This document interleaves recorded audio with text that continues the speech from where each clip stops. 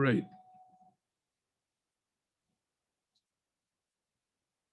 One second. Is this working? No, it's not working. 1 minute. 1 minute. It's not working. Why is it not working? Let's stop this. Why is it not working? 1 second. Huh? Why is, oh, here. 1 minute.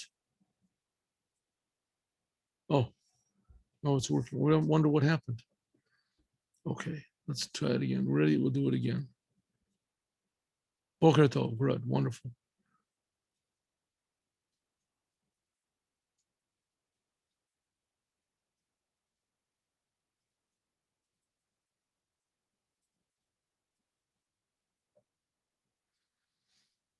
Parshat et Hanan.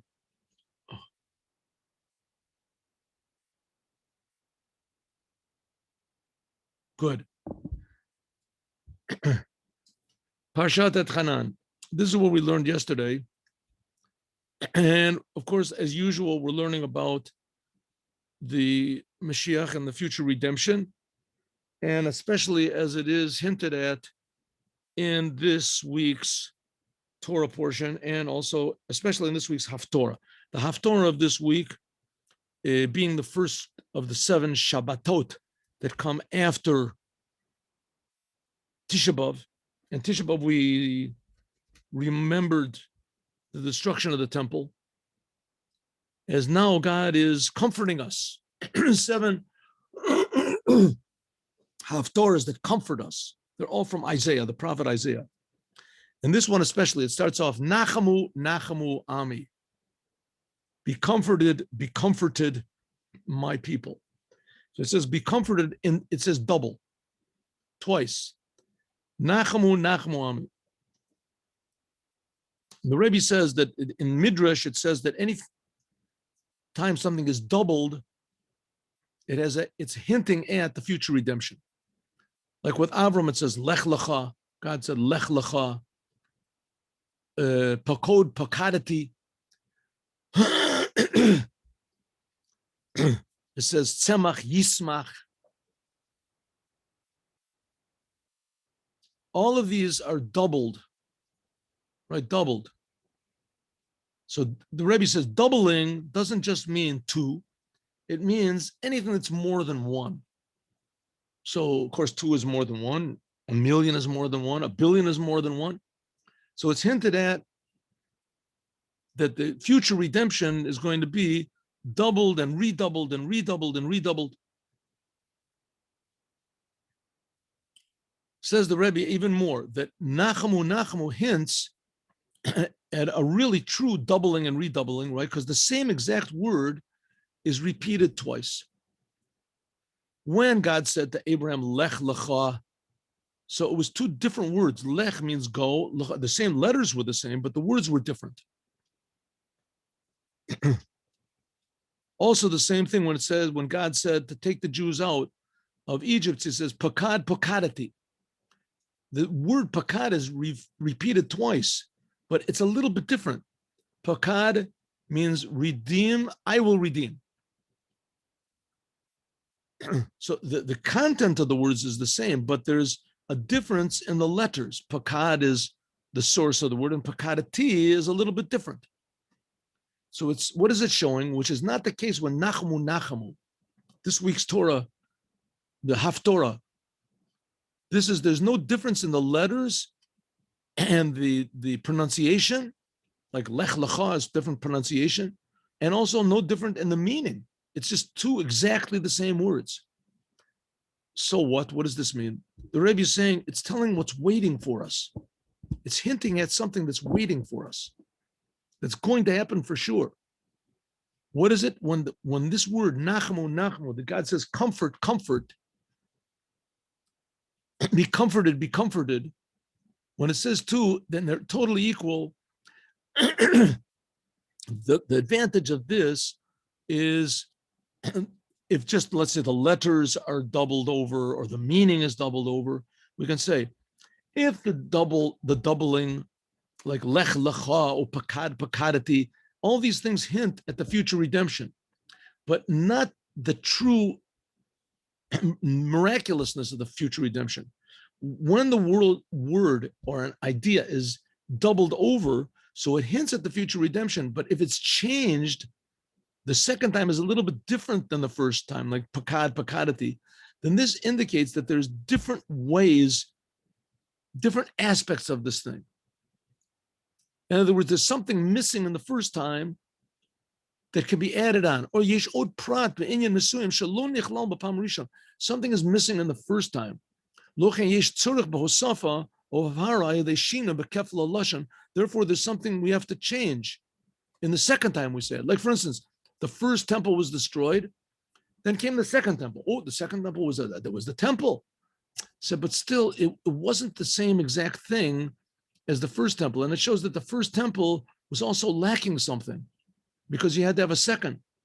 Kolomer, in other words, in addition to the fact that when something is repeated, it strengthens it, by means of doubling it over, by doubling the word, mudgash, it is stressed, there's a change in the language, that there's different ways that there can be a redemption, which is not the case in the future redemption, when the word, that this is what Isaiah is hinting at,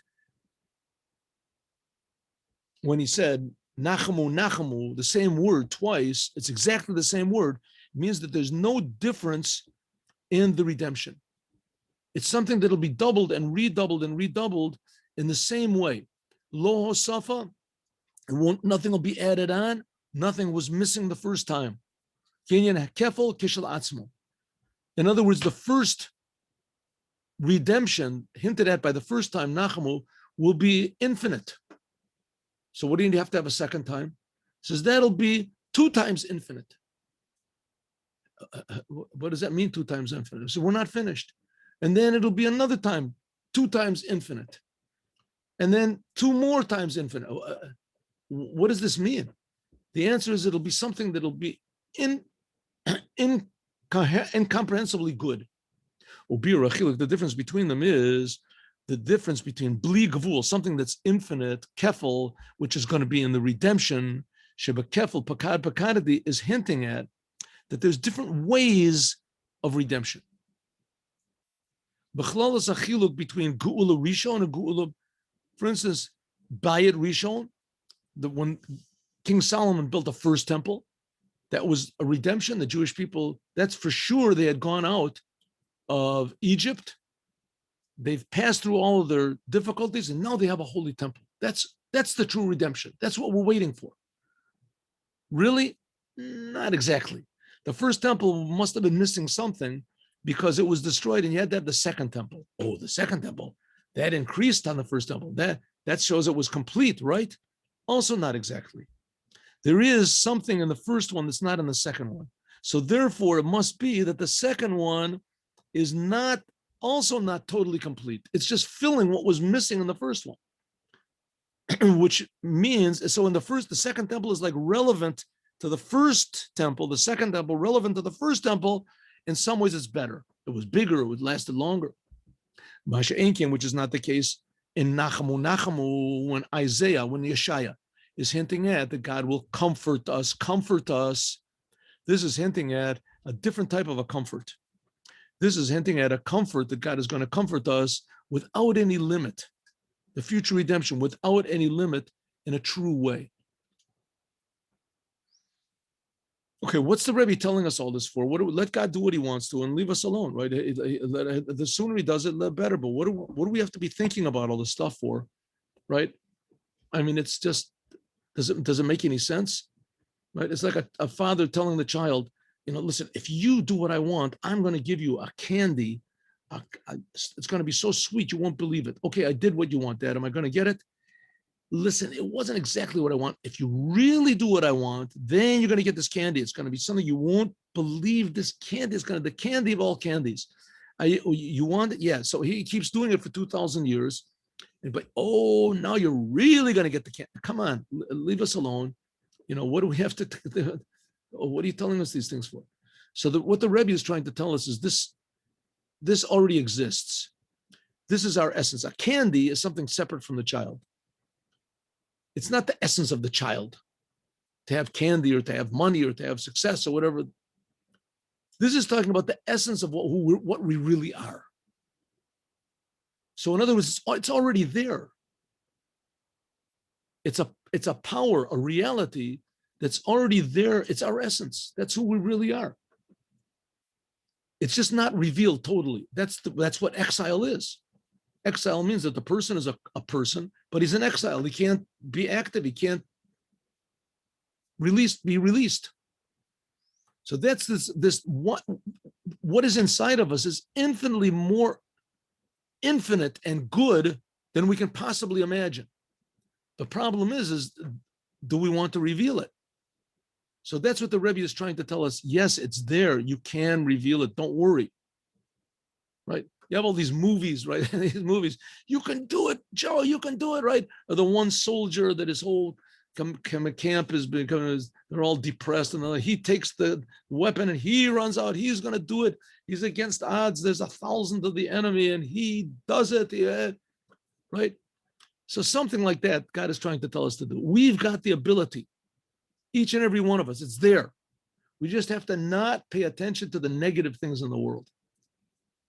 And what's waiting for us is a treasure beyond belief. But it's not just that it's something outside of us. It's within inside of us. Or in simple language, we are something that's beyond belief. That's what's hinted at by Nachamu Nachamu. According to what it says in the Midrash, Holchim Kulam says that all of them will go, the fathers, Avraham, Yitzchak, Yaakov, all the prophets that God sent to comfort the Jewish people. All these great leaders of the Jews will come in front of God and they'll say, Rabbonu Shalom, Master of the universe, Eina mekabelet mimenu tanchumim. We're not receiving from you any sort of comfort. Shene'amar, like it says, Ani se'ara no nuchama. This is the they're going to be the haftorah in another 2 weeks. Ania se'ara, the troubled, to say, impoverished one. We're not being comforted. God, you're sending us, telling us all these promises. I mean, we're in exile. The situation is terrible. We're not accepting these comforts that you're giving. God says, the reason is because you prophets, you've been comforting the Jewish people. Therefore, they didn't accept it. Ani v'atem, I will come together with you. Nelech v'nachamana. We will go together and comfort the Jews. That's what it means. Nachamu, nachamu ami. That's what it means. Be comforted, my people. Nachamu, nachamu ami. Imi, to be comforted, not ami, but imi, with me. Imi means together with me. Ami means my people. Same letters. Imi.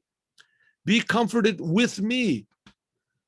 Bechirich with an E sound. But makom patach instead of ami, imi. It means together with me. Ein roy lelech ela ani batzmi, said God, if so, I'm going to go myself. The Yesh Omer, we can say, she'inyan zeh, that this is hinted at, bekefel nachamu nachamu. That's what's hinted at when the doubling over of the same word, nachamu nachamu. Shakefel mora, that this indicates on beli gavul, we said when something is doubled over, when it's doubled, this hints at redemption. And doubling something means that it's doubled and there's no end to being doubled. It means unlimited, and unlimited comfort. Kaven since because God himself will come and comfort the Jewish people. Beli gavul amiti, true unlimitedness.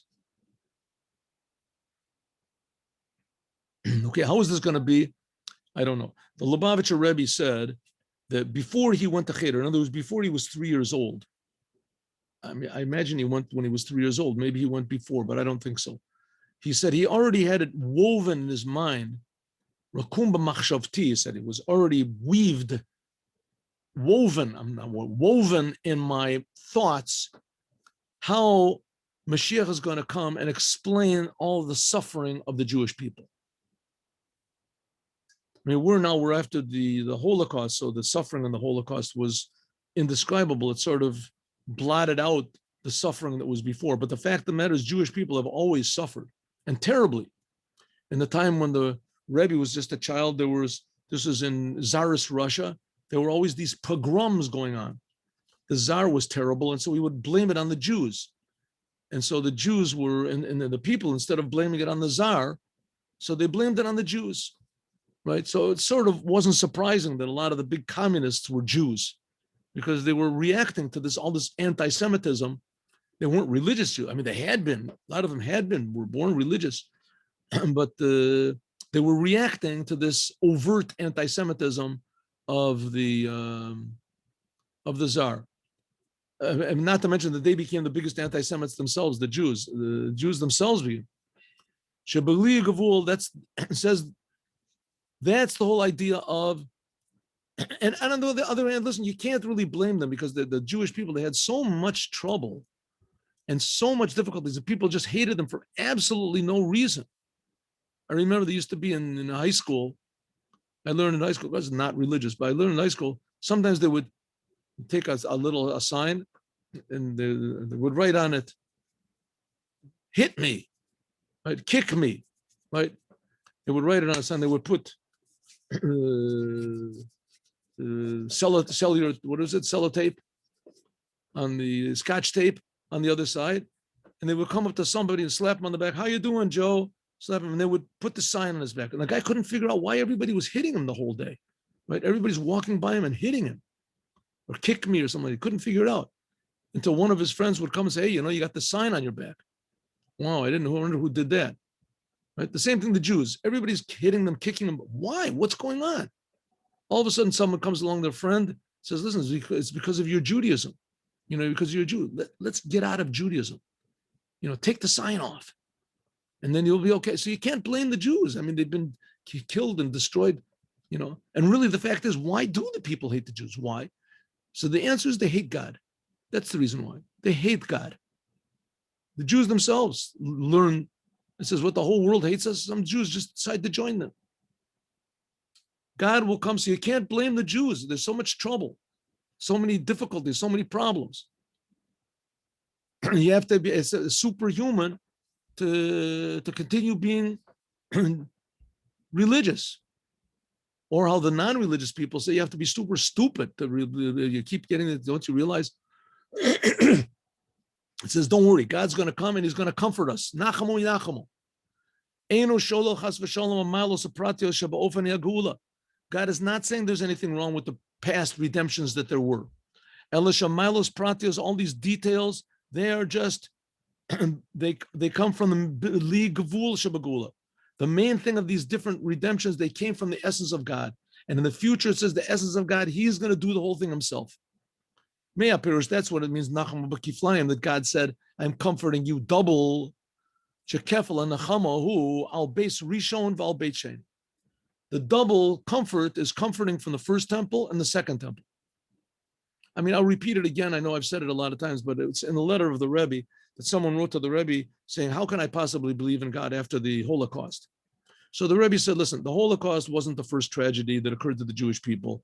The Jewish people have had tragedies the whole history of Judaism. Only Moshiach will explain why and what the good of these things were.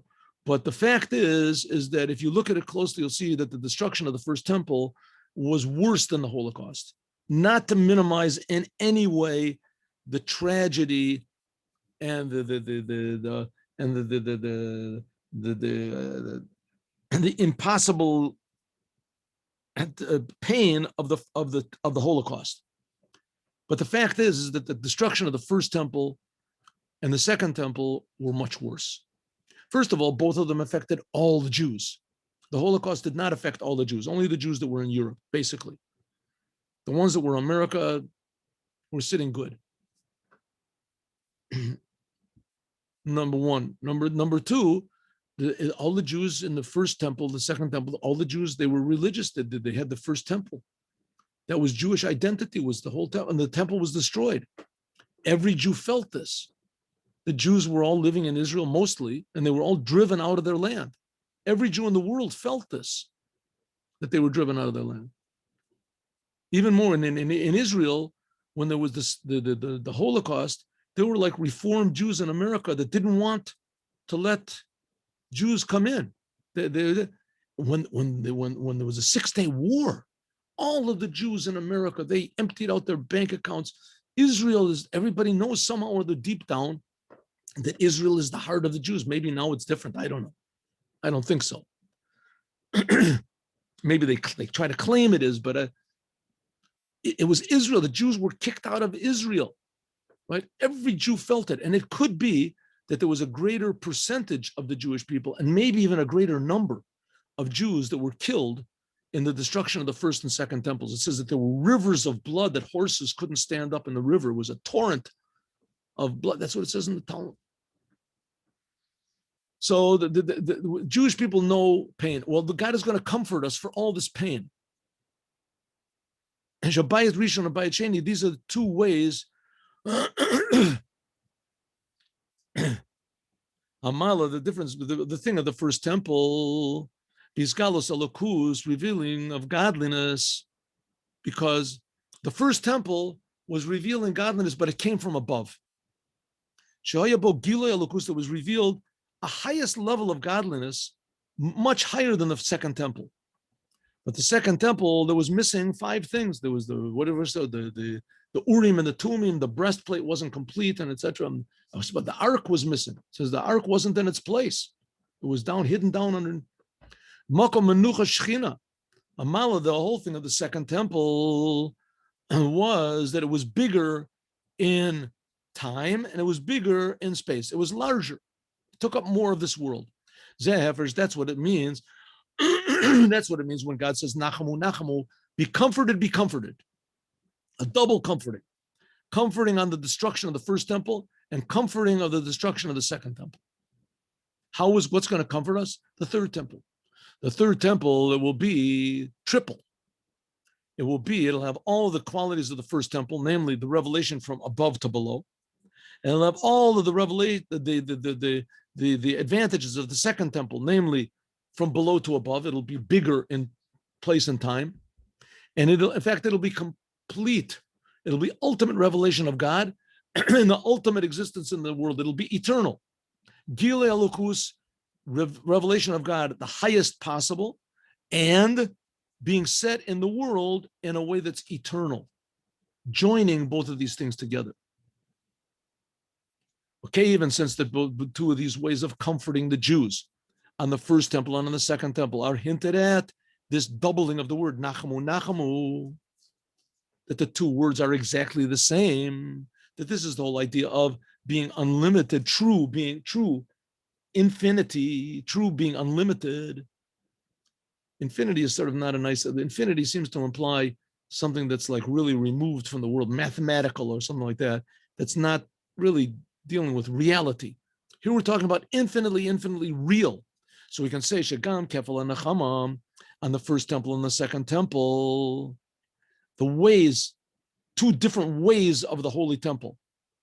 It will be, but because this future redemption will be doubled and redoubled with the same word, in other words, it'll be 2 times completeness. That means that it'll be really, truly unlimited. Hainu, she'inyan shel Beit HaMikdash, the whole idea of the third temple will be truly unlimited, true truth, true life, true reality. Umitzad heder agbala, much, much infinitely higher than going to heaven. Heaven, why? Because there's different levels of heaven. Here, there's not going to be any levels. It'll be pure godliness revealed in this world.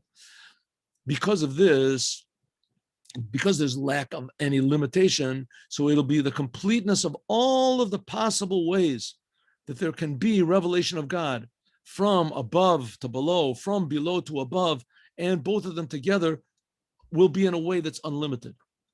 Now we have to realize something over here. What are we talking about? The future redemption, the goal of the Jewish people is not to go to heaven. There is such a thing as heaven. There definitely is, and people go after they die, right? If they did good deeds and God judges everybody, but that's not the goal. That's just like a stopping off place. It's a pit stop. And the main goal is this physical house in the world. If that's the whole thing, it's infinitely higher than any heavens, any possible ideas, which heaven itself is incomprehensible. A physical house, that's it. Because here will be revealed the essence of God. Now we can understand the connection between Nachamu to Et Hanan. One of the main things of Parshat Et Hanan is the double, it repeats the 10 commandments. In this week's Torah portion, we're going to get to it. Repeats the 10 commandments. Maybe we'll even do that today at the 3 o'clock. Even though the 10 commandments already were talked about. God already said what was in them, the 10 commandments, in Parshat Yitro, right there in the beginning of the book of Exodus. As Chazru v'nichpalu, it doubled over, but Parshat V'et Hanan. Why? Call Pirtei Enyanim Tasar Devoros. All of the details of the 10 commandments. It's repeated. The whole entire Torah is doubled and redoubled. The explanation is, what is the explanation? We'll learn about it, God willing, tomorrow. 10 commandments, why they are doubled over, and what is the implication to us. Let's just do the Yom Yom. Yom Yom. Let's see, can we do it? Yes, we can.